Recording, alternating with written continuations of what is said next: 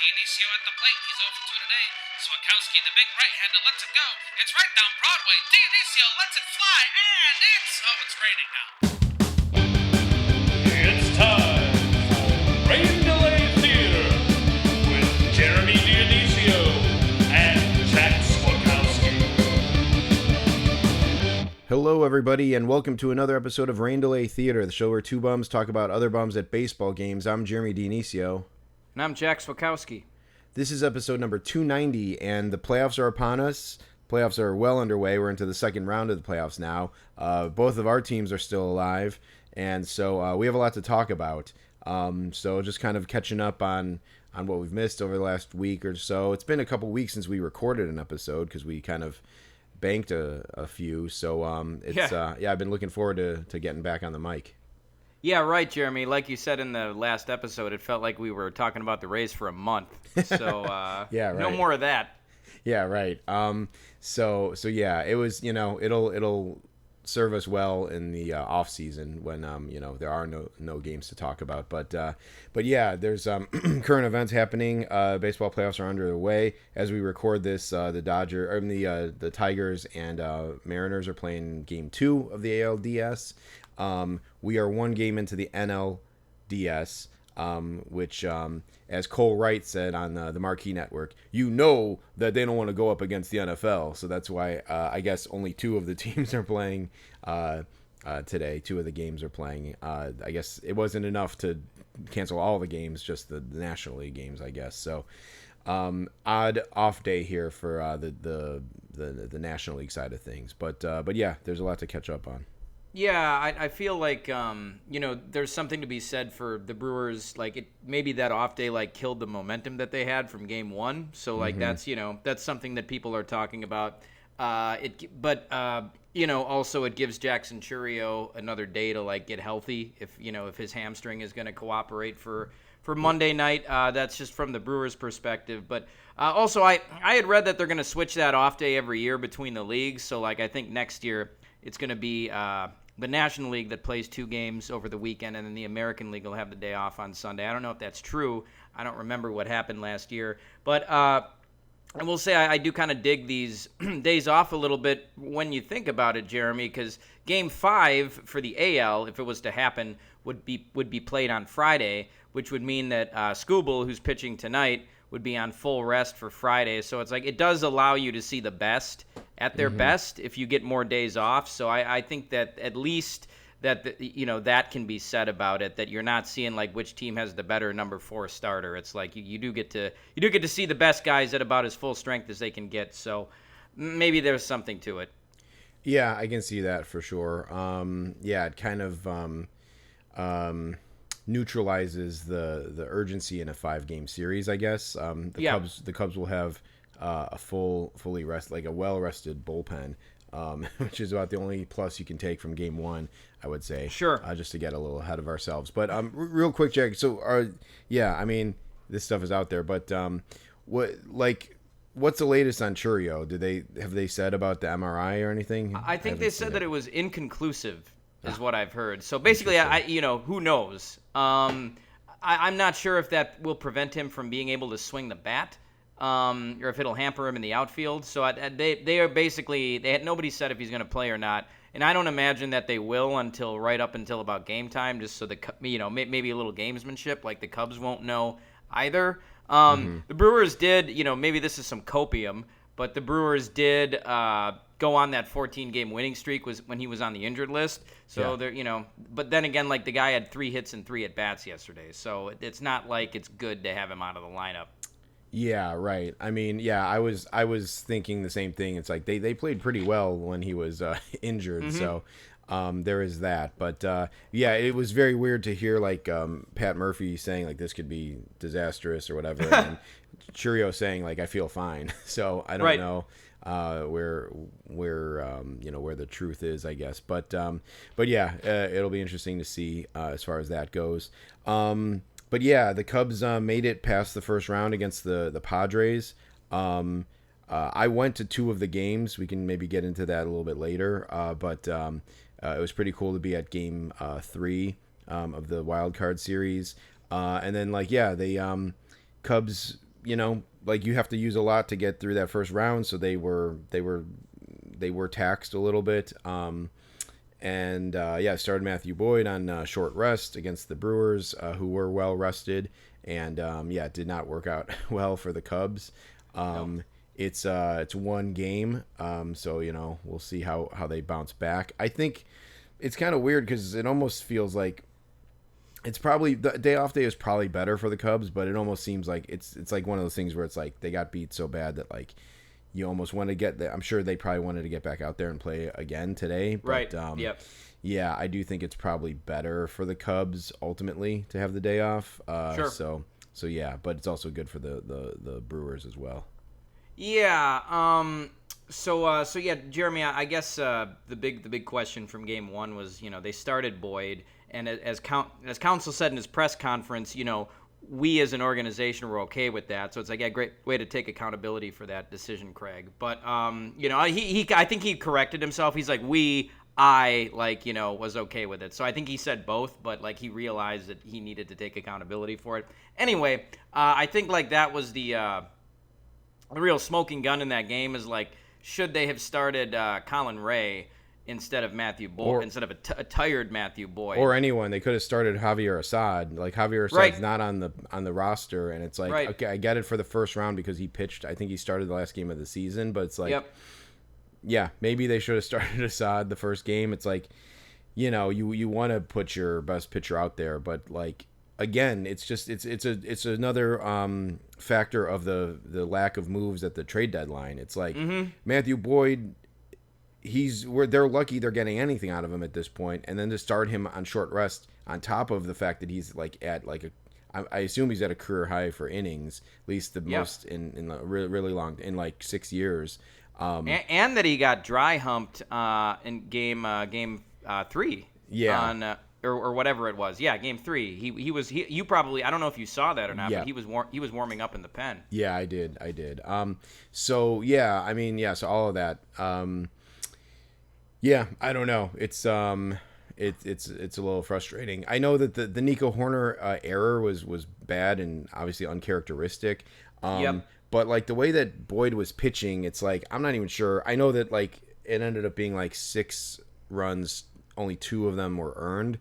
But like, man, the way that Boyd was pitching, it felt like they might have got those 6 runs anyway. Like even without the error, like it didn't look good. So yeah, I don't know. Like obviously, like people will say that counted, but like that was a difference. But like he did not look confident at all. So I don't even know how much the error mattered. So No, and Jeremy, it was like I feel like his pitching took the rest of the team out of it, and like the way he was pitching is the reason Nico Horner made that error. I mean, like you said, it was very uncharacteristic. Like Nico never does stuff like that, and you could tell right when that last hop was happening, Nico was trying to figure out what he could do to like get a double play, and he just took his eye off of it or whatever, and that's why he made the error. And it's like, I like Nico Horner. He's he's the nicest guy you'll meet as far as a baseball player goes, and like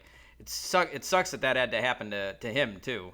yeah, for sure. Yeah, I think in a way, like I don't know. I tend to think I have a pretty level head as far as like the Cubs go, but that one we don't even count that one against him. Like it's like he's earned so much goodwill that I'm not even like gonna remember that one, but it was rough. I don't know why people aren't saying, like, I kind of thought maybe there was like spin on the ball, like because it was a broken bat jam shot kind of, I think that was hit for that, and I assumed that there was like crazy spin on it, but no one's really making that excuse. I would have at least thrown that out there as a Cubs fan, but like but yeah, it was bad. Yeah, I think I was texting with some Cubs friends, and like I personally as a Cubs fan was looking at takeaways from the game, and it's like the Cubs hung in there at least. I mean, they didn't really mount a comeback, but I'm sure it was very demoralizing. But they scored a few runs, and they scored a couple of runs off of Peralta, so that was good. So yeah, I don't know. There's not much to take from that, but the fact that they didn't use any of their big arms was probably good, and the fact that they had a little offense. Like I think I think PCA got a hit maybe. I think Tucker might have got a hit. I don't know. So like it's at this point like it's very hit or miss if the offense is going to be there. It was in Game 3 of the wild card series, so that was good. But yeah, I don't know. It's just try to it's like Game 2 can't come soon enough. Yeah. So yeah, like you said, it wasn't a complete disaster for the Cubs. Soroka didn't help. I'll say that. Like yeah.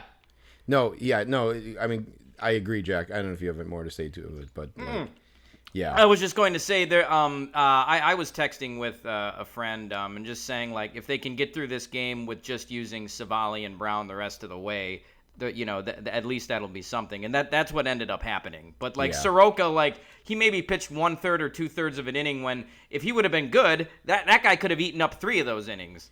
Yeah, for sure. I mean, he also could have prevented at least 2 of those runs, if not maybe more. Like it sucks, and like I feel bad about him because he was a nice guy when he signed for me. Right. And he signed. I saw at Arrival the day that I did Arrival. He signed for a bunch of people. He seems like a pretty nice guy. I'm sure he was not expecting to come into that game in that situation at that time. So there's that. But he was not good, and like they could have used someone to kind of shut it down. I was texting with my friends and I was saying like runs 4 through 6 were the ones that really hurt in that first inning. It's like obviously that's stating the obvious, but like if they could have held them to 3, even 4 runs, you don't feel as bad. But the 6 runs, and then I think they gave up 3 more the next inning, which were on Soroka. So Soroka didn't help them at all. No, that was just as bad as Boyd. Yeah. So Jeremy, just from the Brewers' perspective, I guess first of all, like seeing once the shit hit the fan with Boyd, like just the fact that they kept going over to Craig Counsell, and you just saw the sourpuss on his face, and then like he had his like arms extended on the dugout, and his head was just like hanging. Like as a Brewers fan, that's what you want. Like you just want that just injected right into your veins. It's like. There's nothing else that you could have possibly wanted more from watching this game than for that to happen. And Jeremy, I don't want to like try to rub it in your face or anything, but it's like if there was one scenario that you would want to happen, it'd be like making a bad decision on the starting pitcher and then like just having to wear it like in the ballpark of the team that you left. So that was it was what you wanted.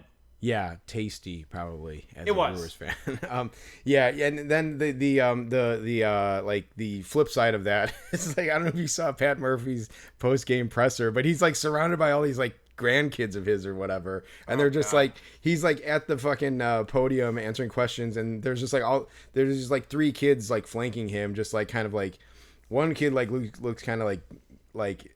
None of them looked particularly interested or really fazed by being up there, and it just seemed like he was just sitting on like in the living room on like Father's Day or something, or like or like Christmas, just like telling stories and like with just the kids like messing around like around him, like just messing, like just fidgeting and doing weird kid stuff, and it was just like, oh geez, this guy is like just kind of like.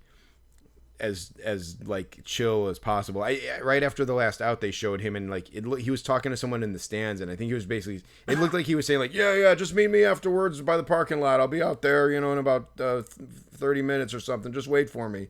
Like he seems like he's just like coaching like a little league team at this point. He's just so kind of like laid back. It's kind of funny to see. So yeah, totally flip side. Obviously, as a guy whose team was up 9 runs or 8 runs, you can. That's an easy place to go for him. So it was definitely a tale of 2 managers.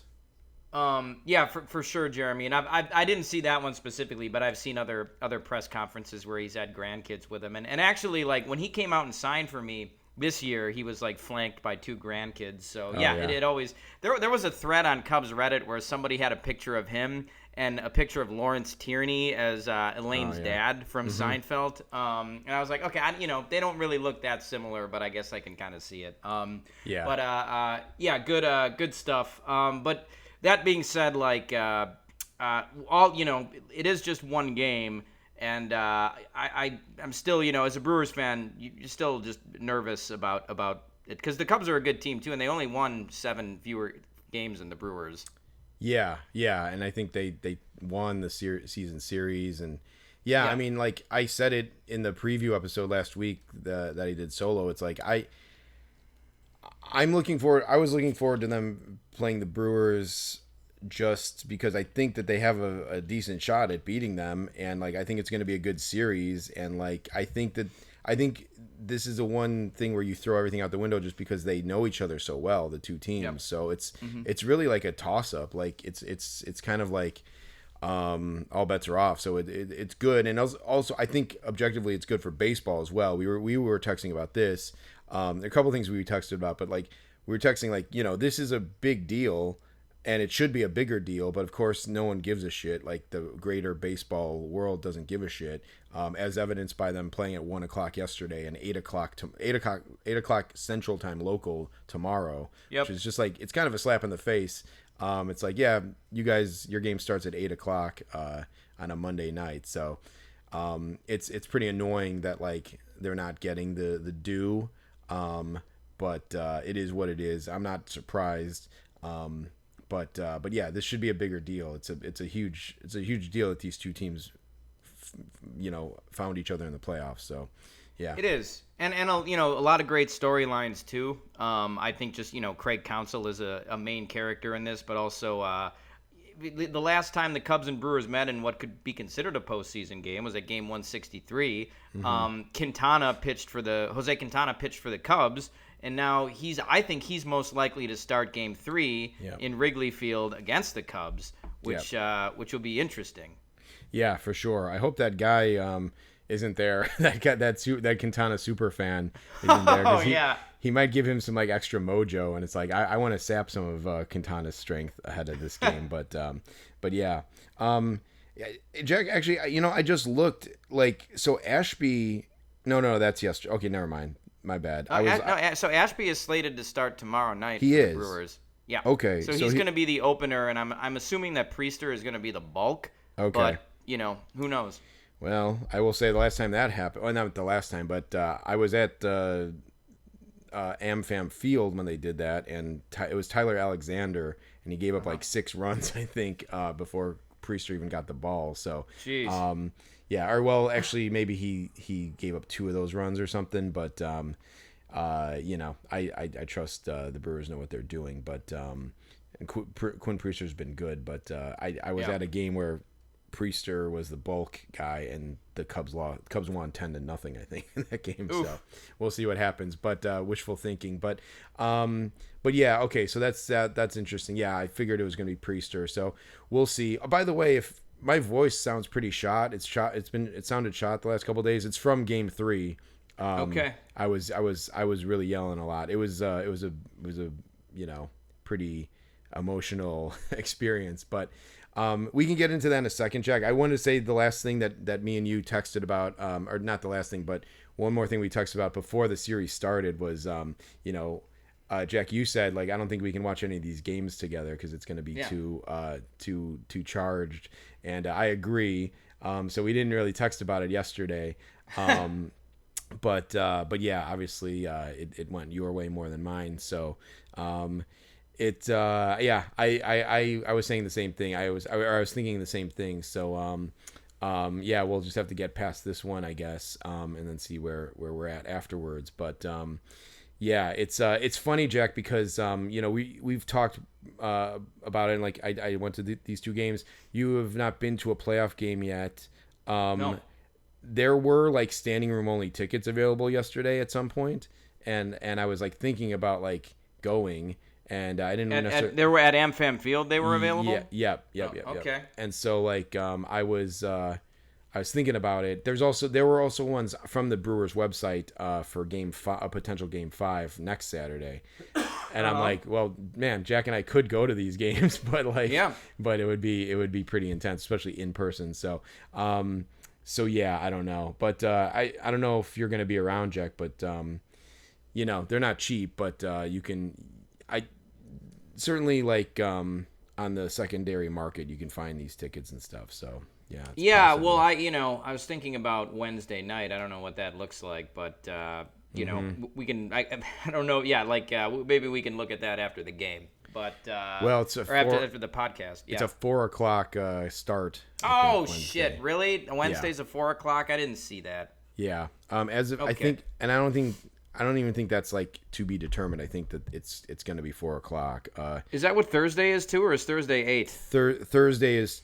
Thursday's to be determined, but I think it's they're saying at 8. But that's dependent for sure. Obviously, that game might not even happen, but right. Yeah, they're saying at 8 for that one as well. So okay. Yeah, I don't know. I had to fudge my work schedule to go to those 2 games.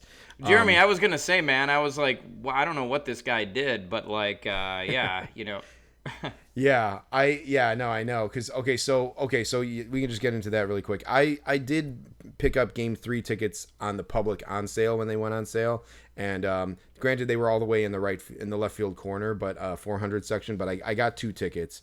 But I was watching the game Monday on my way to work on my phone, and Cubs won. I was psyched up, and then I got a text message from a number. That I didn't have saved in my phone. It was just a number. And I look at the text history, and there was just a link, an MLB ballpark app link. And I'm like, oh, this is one of my friends, one of my former coworkers, me and my friend AJ and these 2 other guys. We all went to a game in July or something, June or July, to see Paul Skeens pitch. And I'm like, oh, it's one of these guys. And the message said hey, do you want 2 tickets for? Are you interested in 2 tickets for tomorrow? And I was like, this guy wants to sell me his tickets, or he wants me to go in with him. And I'm like, I can't really do it. So I kind of ignored it at first. And then I looked again, and I'm like, wait a second. I looked at those other guys, and I had their number saved in my phone. So I'm like, this is not one of them. And I'm like, oh shit, this is Flotation Tank, the security guard, texting me, because he texted me a link to tickets he gave me previously. I think we talked about it on the podcast. Yeah. He gave me he offered both of us Cubs White Sox tickets. Jack, you were unable to go, but I ended up going with some friends, and he texted me again from the same thread, and I was like, oh my god, this dude's offering me free tickets to game 2 of the wild card series. It was my wife's birthday that day. So I wrote him back, and I'm like, yeah, I'm interested. I want them, but it's my wife's birthday. Let me just check with her really quick. And she was on board with going, so I texted him back real quick, and I'm like, yeah, dude, I will take them if they're still available. So yeah, I ended up going to game 2. Now they lost that game, so whatever, but it was pretty cool. So I realized both of us have made had inroads with this guy, but yeah, I think he just has my number saved, so he texted me, and I think he had to probably get rid of him pretty quick. But that's cool. Cool, man. I was gonna say that's with it being your wife's birthday, or that's approaching dentist territory with it was my wife's birthday weekend. Last year it was the A's. Yeah, exactly. Yeah. Luckily, my wife is a big Cubs fan, baseball fan. She did not look as miserable as Dennis's wife does when she's with him standing out in front of the Zachary Hotel, trying to graph who Lord knows who Drew Pomerantz or whatever on her birthday. So yeah, right. So it was a little more chill. So but that game was kind of rough, especially it being her birthday.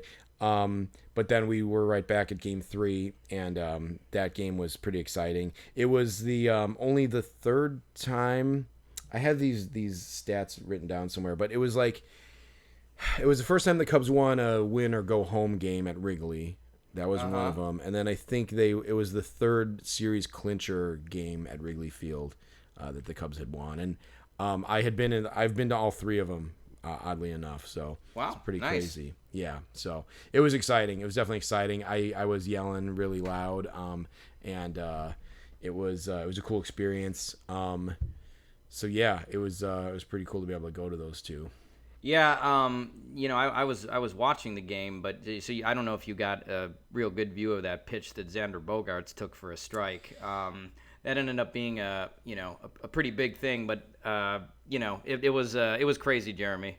Yeah, I was very far away, and like honestly, the seats for Game 3 were not the best. Like the pole was very it was definitely infringing upon home plate. I had to sit in a very specific way to get a view. So it had its pros and cons, but I saw it and I thought it was a ball. I thought it was low, and then he called he made the late motion. I saw Bogaerts do that squat thing across home plate, and it was just kind of chaos.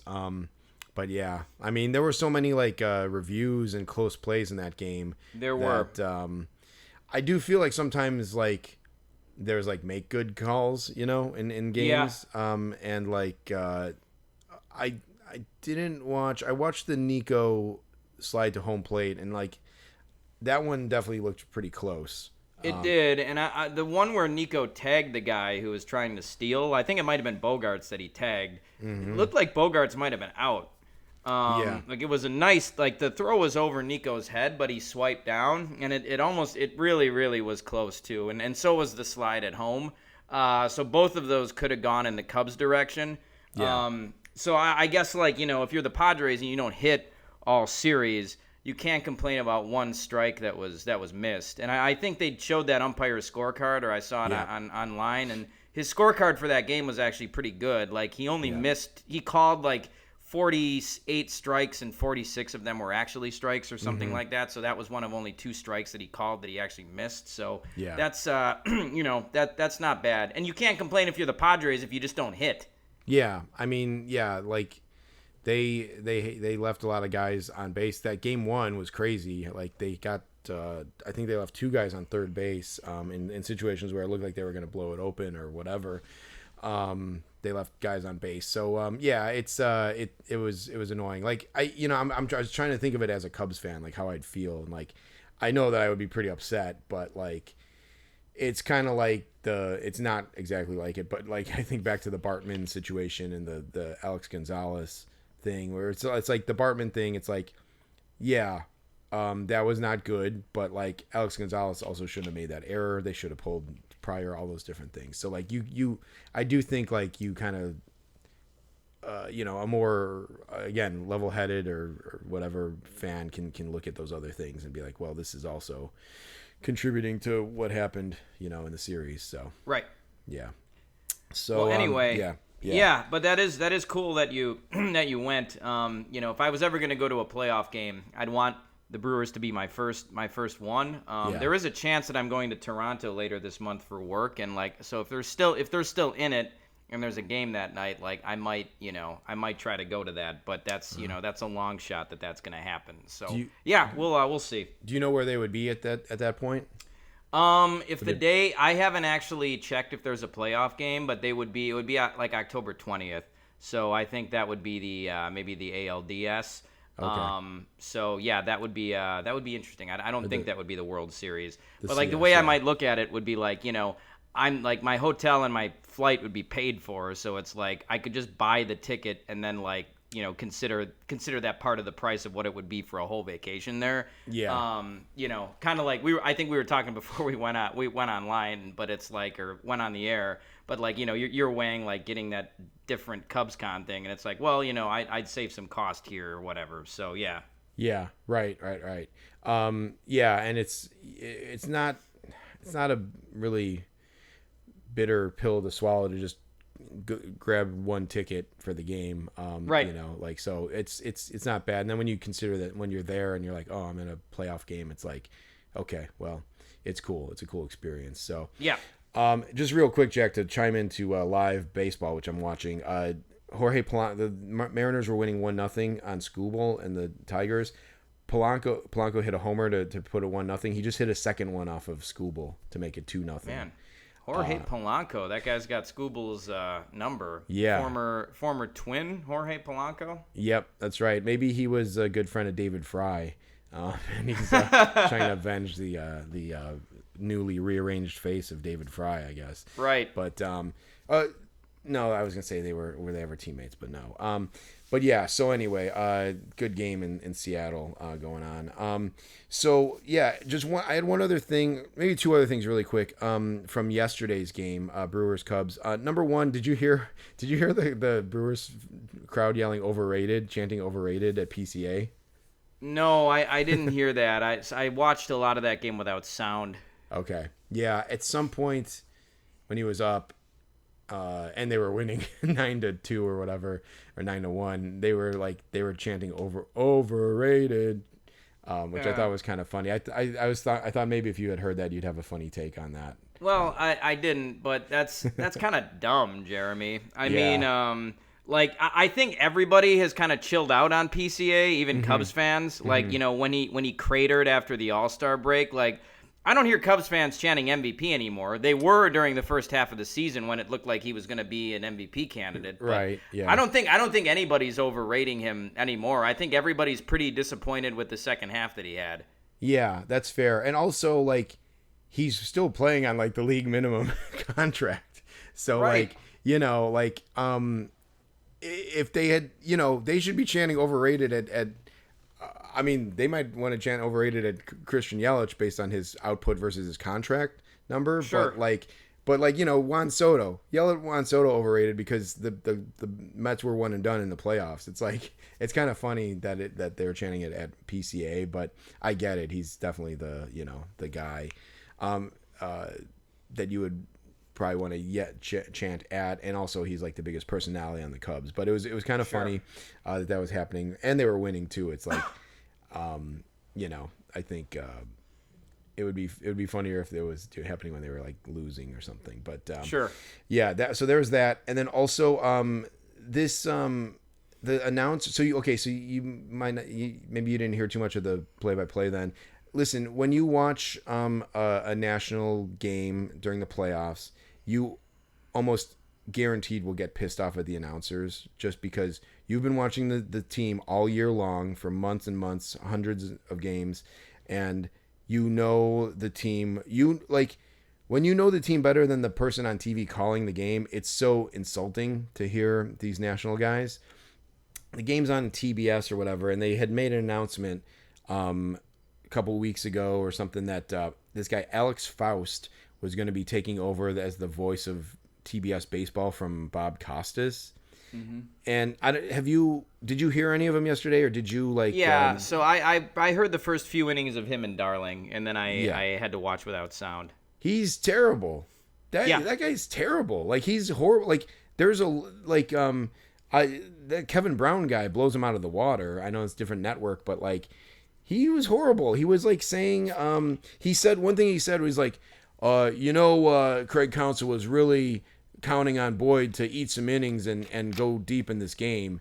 It's like, he was pitching on short rest. What do you mean? Like, he was counting. What was he thinking? Who was he going to try to get like 90 pitches out of him?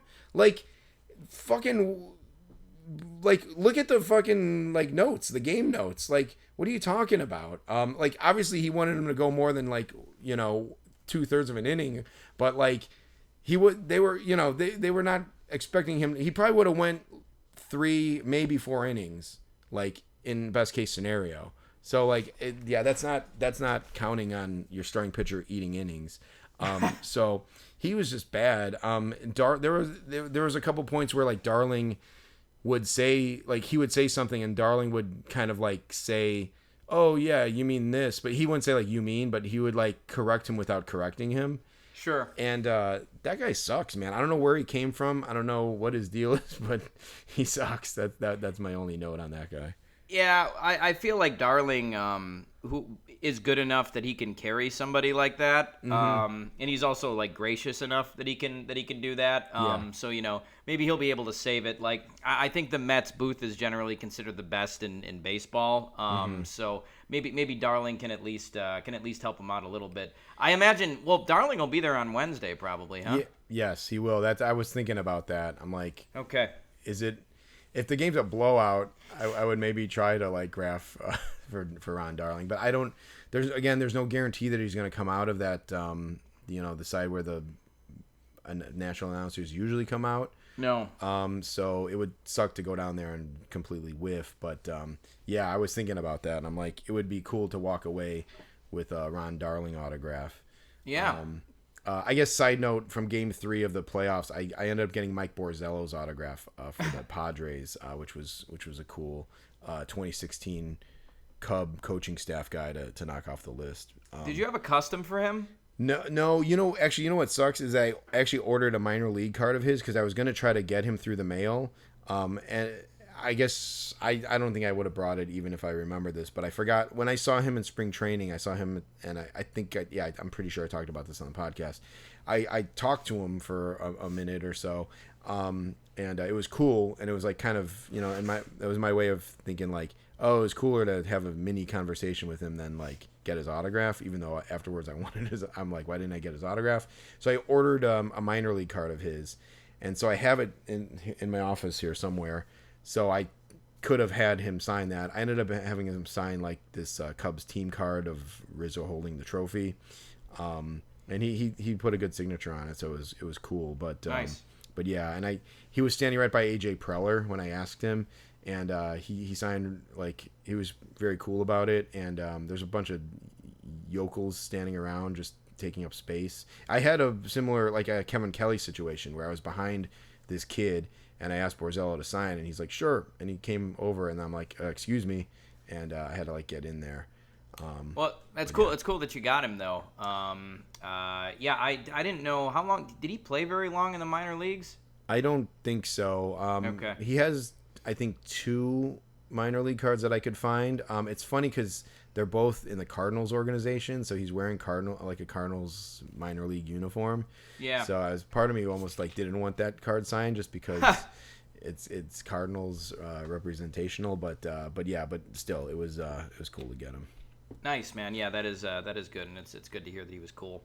I think kind of finally we did a little bit of graphing for the Mets series, that final series that the Cubs played. Well, I guess it was the second last series because the Cards was the final one. But I ended up going on Tuesday and Wednesday. I remember I actually went to the Philly games on Thursday and Friday, so that was a hell of a week of baseball. But we graphed on Tuesday, and we got Jeremy Hefner, the pitching coach, which was cool. And he would get fired like maybe a little over a week later after the Mets failed to make the playoffs.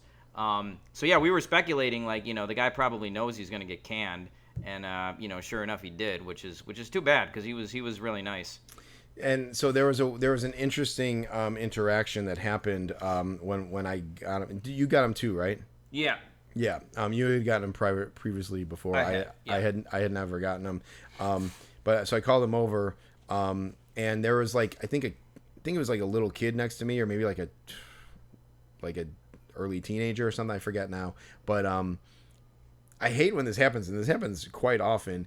I was getting he signed for me, then he moved on, like maybe he was signing for you or the next person, and then like someone will like whisper in your ear like, who was that? And it's like, can you wait till the fucking guy walks away? Like, Jesus, like what if he hears you? And so some kid I think saw my card, and he goes like, oh, he played? And Jeremy Hefner heard him, and he goes like, that's right, I did. And then he's like, that card right there? He's like, that card's 13 years old. And he's like, how old are you? He's like, the kid said like, yeah, that's right. I think the kid said like 12. He's like, yeah, well, there you go. This card's 13 years old. Yep. And it was like insult to injury knowing that he would get fired a week later. But he almost seemed like kind of resigned to his fate a little bit. Even though the Mets were still, I think they might have even like been one up on the Reds at that moment, but they were, and the Reds left the door open for them until the season was over, because I think the Reds lost their last game, and if the Mets would have won, the Mets would have made the playoffs, and the Mets couldn't even do that. I think like Jeremy Hefner, he's pretty well respected, so I think that he'll find a job somewhere else if he wants one, whether it's as an assistant pitching coach or a pitching coach. Kind of similar to Bud Black, right? I think Bud Black will be back somewhere next year if he wants to, or maybe he'll take a year off. I know Dave Roberts is a big fan of him, so yeah, we'll see. You know, these guys can kind of cycle through these jobs like that. So hopefully he does. You know, he lands on his feet. But all those Mets coaches, I think, besides maybe Anton Richardson, are toast. So. And Mendoza himself. So it was weird. It's weird to see that a week before it actually happened. It's also weird to keep the manager, fire the coaches. So it's like, who's going to hire those coaches? Like, are they going to let Mendoza hire them, even though they don't like? I assumed he hired the previous coaching staff. They weren't carryovers from. Who the hell was their last manager? I don't know. Maybe Hefner was a carryover from Showalter. Showalter was a manager before Mendoza, right? Yeah, that's right. Yeah. Okay. But yeah, I don't know, Jeremy. But yeah, the rest of the Mets, we didn't even ask Nimmo because he came out with Alonso and McNeil, and they didn't sign. And Soto, who was out really fast, didn't sign. Lindor didn't sign. It was completely fruitless. I think the only autograph maybe we even got was Hefner. That was the only player autograph we got. We can close with this story. About Tre Cool, but I'm trying to look to see here. I made some notes. The only thing, it was totally fruitless. Jack, I went back on Getaway Day too, and also fruitless. Like the man, I don't know if Getaway Day is going to be in play next year. Because like the last 2 out of the last 3 times I tried to do it, like there was a security guard right on my ass, and so there was this guy like just fucking like eagle-eyeing me like the whole time I was standing there, and didn't say anything to me, but knew that he saw my book. He knew I was standing there for autographs, and at some point I kind of like made a move over there when players started coming out, and he goes like, I'm gonna have to tell you no autographs, you can't stand here when they start coming out, right? I'm like, yeah, and he's like, because he's like, my boss is watching me, man, I gotta do it, I'm sorry. Like he's like, so you're gonna yell something, I'm gonna yell back like, no autographs here, you gotta go to the front of the bus. I'm like, okay, got it, whatever. But it was weird the way he was like telling me this. It was almost like I couldn't tell if he was saying like, hey, I'm gonna tell you no, but just do what you gotta do. And then like I tried it once, and then he told someone else. Oh, then there were these like rowdy Mets fans who came over, and the guy had to be like, hey, front of the bus. And I said to the guy, I'm like, yeah, I try to be a little more low key than those guys, And he's like, hey, I got you, man. I got you. He's like, hey, and listen, if you call them over and they come over, there's nothing I can do. I'll just, I just stand back. But, I gotta say it.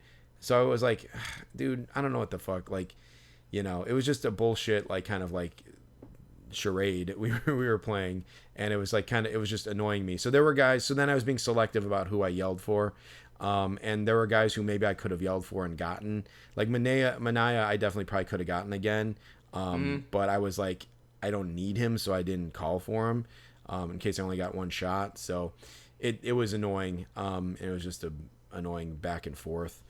So that sucks. Jack, there on that Tuesday, it was Monday. On that Monday, there was some guy, there was some dad yelling at his kid. I don't know if you heard this. So it must have been the kid who asked about Hefner, but he was just like telling the kid, he's like, all right. He's like, you got to just go for it. He was talking to him like he was like a hitting coach talking to like a batter who was like struggling. He's like, you got to keep your head in there. Like, keep looking up. He's like, you're invested now. You can't bail now. He's like, it's only about a 10% success rate, like the losses are part of it. You just got to deal with that. Just roll with it. And like, he was like talking to this kid, like he was a coach. And it was like, Jesus, like way to take the fun out of graphing, It was really annoying. I did hear that, Jeremy. That guy was those people were annoying. And then there was that other guy, that swamp rat, who was like, I just want to get Pete Alonso. Yeah. And then when Pete came out, he's like, before he was like in yelling distance to call for him, like he was just about to come out. I think he said like something like, he's like, I'm gonna get a Petey. Ooh, I want to get my Petey. Whatever. And like it was one of those things where like he like kind of, it was one of those things where you're like locked in and then you hear something like goofy and you start like laughing or something. Like it was so goofy that I was like, fuck, you just threw me off my game. But I had to I had to stay locked in. I was using the teachings of that loudmouth dad, but he's like, I'm gonna get me a Petey. Yeah, and I don't know if you heard him that after that, Jeremy was like, oh, come on, just sign for me, bro. It wasn't good, man. That guy was weird, and he was a Mets fan. It's like I wouldn't expect a Mets fan to sound like they were from the Bayou, but I really couldn't like get a read on that guy's voice. I don't know if it was like genuinely Southern or just fucking like weirdo guy, like who was like chewing his mouth while he was talking or something. It was really weird. It was one of the weirdest voices I've ever heard. It was. Maybe it's another one of those Florida Gators fans who's like obsessed with all of their players because, Alonso went to Florida. So I don't know.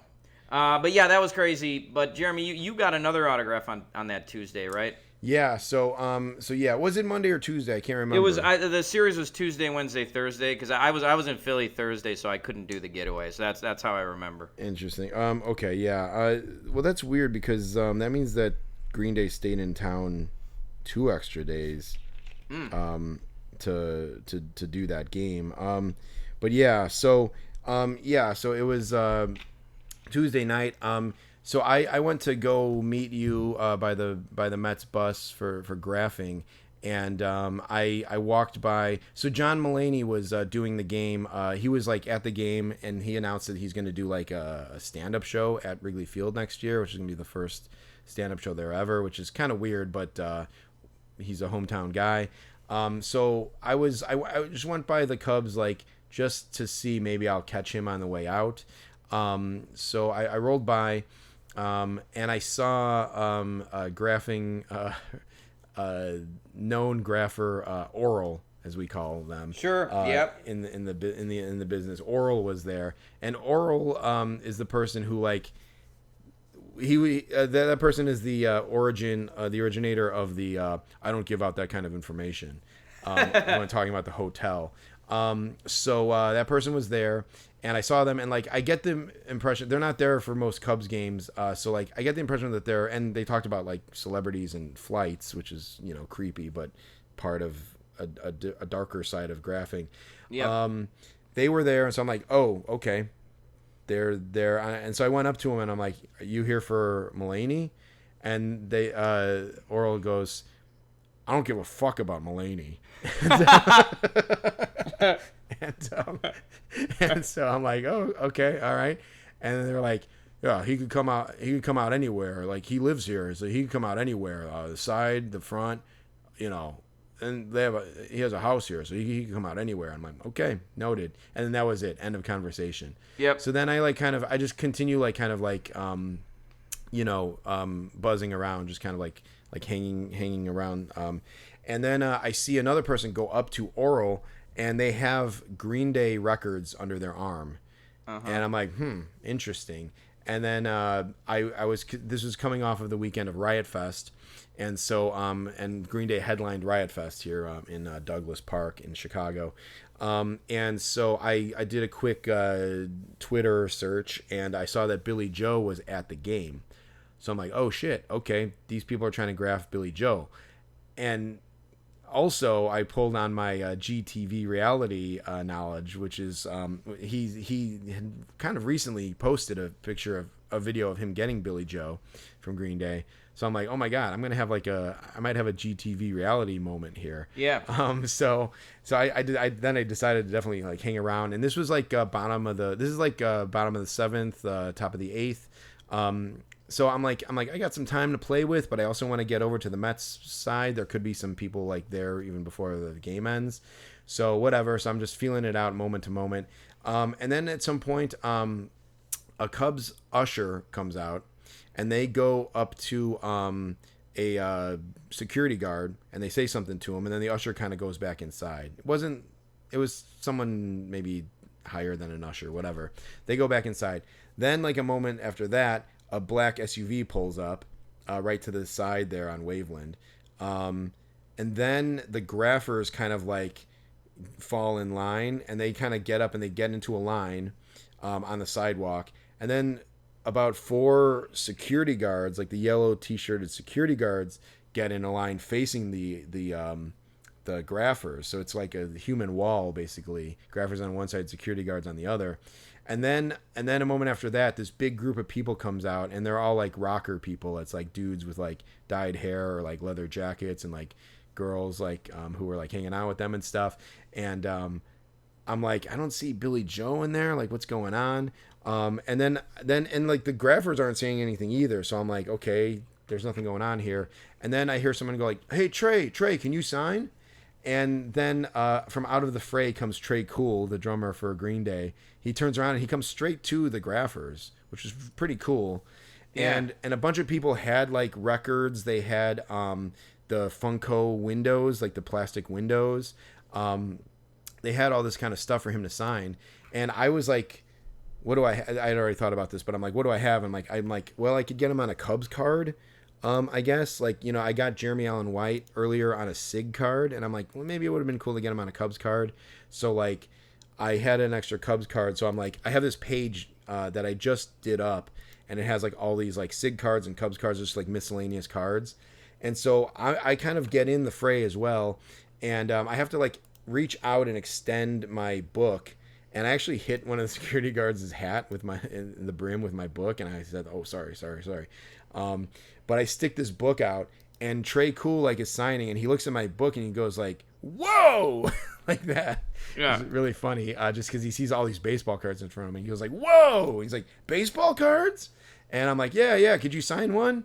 And he's like, "Yeah, sure." And then like he signs for someone else. He signs one other thing, and then like I got the book in front of him, and he's like kind of like looking at it, and some idiot takes a stupid like drum head, and sticks it right over my book.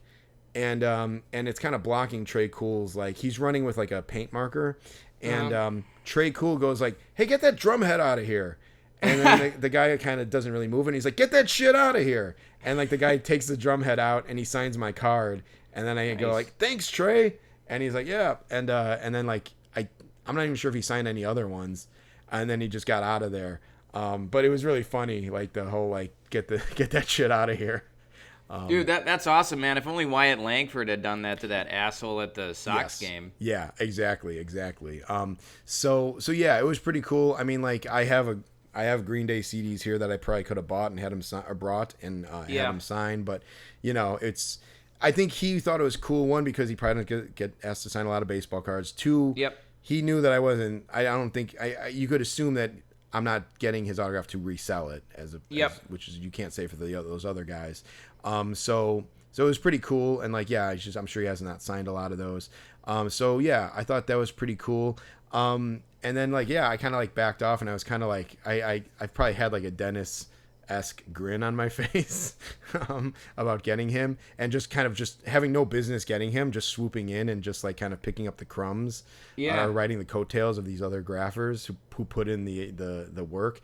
But Jack, one thing that was really funny about it afterwards is Oral was then like, I saw Oral like leaning on like one of those flower pot things. Yeah. Just like kind of looking like Craig Counsell from last night with their arms up like on the flower pot, and just looking like devastated, like like just shaking it off, just like shaking their head. Yeah. And another grapher asked them like something, and like Oral was like, "Yeah, I don't know." They said like something like, "Didn't you bring enough? Didn't you do blah blah blah?" And the Oral's just like shaking their head like, like just disgusted and disappointed. And it's like, I don't know if Oral didn't get Tre Cool or what, but they looked upset, and then I'm like, all right, time to go to the Mets. Yeah. Well, so that's awesome, Jeremy, just because based on the couple of interactions you've had with them with, I don't give out that information, and then, I don't give a fuck about Mulaney. Like, I can see why Dennis was happy when the story broke that some thieves took Oral's items, like held them up and took their items. Yeah. As Dennis said, they took his balls, Yes. So, yes. And then I think Dennis said the next thing he said was, "It couldn't have happened to a nicer guy." So with grinning from ear to ear while he was saying it. So yeah, I mean, definitely kind of an unpleasant person, and just like Dennis, I'm never gonna feel sorry for Oral if they don't get an autograph. absolutely not. Especially when you're stalking celebrities at the airport, I think. Too. Right. But yeah, Jack, we discussed talking about something before this. Should we talk about that other thing? Yeah, just to I was wrap going it to up? say let's end it with that, just because it's good. It's too good to not talk about. Yeah, absolutely. Okay, well then the last thing on the docket then, we're a lot of end of season notes and news. We talked about it previous episode where Dennis was calling into question Joe Evans Jr.'s autographs. Particularly, he was talking about Junior Caminero, I think. Yep. What was the line, Jack? What did he say? They said they got him at Chipotle. I don't believe it. I don't believe it. That's right. And so, and I think I said in the last episode, this is all based off of an accusation put forth by Anthony. Yes. About Joe Evans Jr.'s Pete Crow Armstrong autographs. He said, he pulled me aside at Braves arrival when the Braves were in town. He's like, yeah, that kid sold my cousin a bullshit Pete Crow Armstrong autograph. He's like, fuck that guy, man. He's fucking selling bad shit or whatever. And so, yeah, so Anthony has put out there that Joe Evans Jr. is selling bootleg autographs. Now, Anthony is a clown and a knucklehead. He's a nice guy, but he's a goofball. Dennis was only going off of what he's heard from him, which I'm almost 95% sure that's what he's going off of, because I saw Anthony call Dennis one time about something like autograph related, so they're kind of closer than I think we think or we've seen.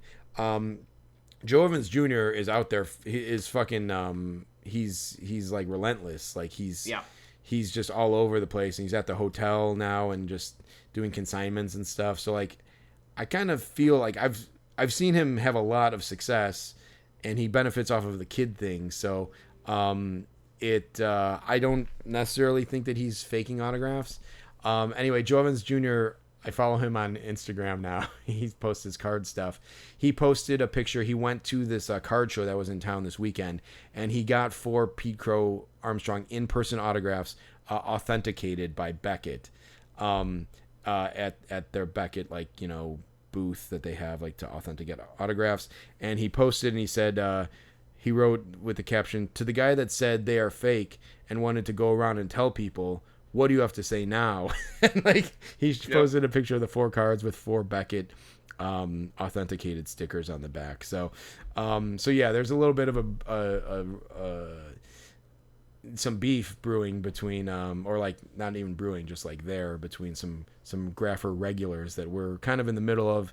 And certainly, yes, we're reporting about it on our podcast, but we're in a good place to be right in the middle, just so we're kind of getting both sides of the information, I guess. Yeah, so it'll be interesting to see how that plays out. The season's over now, so maybe things will cool down over the next couple months. But I don't know how long these beefs usually last, so that'll be an interesting one to follow going forward. Yeah, for sure. So yeah, who knows? I think Joe Evans Jr. seems to be here to stay. I mean, unless he develop unless he finds a social life to not graph anymore. But yeah, these guys are lifers. So well, Jeremy, one thing I was going to ask you, I just thought of it before the pod when you showed me that picture. But does he have to do taxes on his earnings for that stuff, or is that all under the table? Yeah, I think it's all under the table, or through maybe he's getting paid out. My guess would be through PayPal. If you make X amount of money, they do send you a W-2. I always get that confused, or a 1099 or something. But I think if he's doing Venmo or Cash App, I don't know if they send you a tax paper. So I don't know. I don't know if he knows enough to know how to fudge, because you can kind of fudge it a little bit, have multiple PayPal accounts or whatever. Sure. And I also think too, because I was reading about this, but if people just send you money as a quote unquote gift, that's not taxable or whatever. So you can accept as much money as you want from gifts. Yeah. So right. maybe he tells people to not put like a certain like a business transaction thing, because I think they can flag that. Yeah, totally. Yeah, that's probably an easier way to get around it all. So yeah, I don't know how strong this kid's business acumen is, but he posted, Jack. I didn't even send you these other ones, but he posted more pictures from that card show, and there's a I'll have to show you these pictures, but there's a picture of from a card show. It's a picture taken on top of one of those cases where like the dealers put their cards on. He's got like 2 Michael Jordan cards, one of which is graded, and a PCA graded card, and then a band of, I guess, like $1,000 in $100 bills, and the caption says "Easy Deals." So Jesus. I think the impression is that he sold those for $1,000. My God. And then he posted, but then he said some pickups from the show, and like there's other cards with high price tags on them. So I don't know. I'm not sure what's going on. This is a 14-year-old kid we're talking about here. 14-year-old guy. So like, what, take that for what it's worth, but this is all part of the crazy grapher landscape that we deal with. So we're just relaying the details to you folks. Right. Yeah, absolutely. Presented without comment. And side note, Jack, when my wife and I were leaving the game 3, we were walking down the side street, and Leo, the third kid of Josh's minions, walked by us, and he said hi to me. And I go like, "Hey, did you get anybody?" And he's like, "No, I didn't try." He's like, "Did you get anybody?" I'm like, "I got Borzello and whatever." And he's like, "I didn't get anyone today, but I'm pretty sure Tatis signed yesterday." And I was like, "Oh, good to know." And then he just like kind of walked away. And then my wife looked at me like, "What the fuck are you doing? What are you involved in?" So it was funny to kind of to have a third person, like a third party, like see that interaction. Yeah, that's great, Jeremy. Maybe we could end it with this, but I'm sure you saw that story of that guy who supposedly like assaulted a 10-year-old kid at the at the Brewers Cubs game yesterday and got arrested. I was like, was Josh at that game? Like, did he piss somebody off? Yeah, right. Oh, I didn't know Josh had tickets to that game. That's the subtext of that article. Man. All right. Well, we're at about an hour, so I think it's time to wrap up. But we'll be back next week. I guess the next time we record, the Cubs Brewers series will be over. Yeah, one of our teams will be alive, one will be gone, and we'll be moving on. So we'll see what happens there. So so that'll do it for this one. So for Rain Delay Theater, I'm Jeremy Dionisio. I'm Jack Swakowski. Talk to you later. Bye.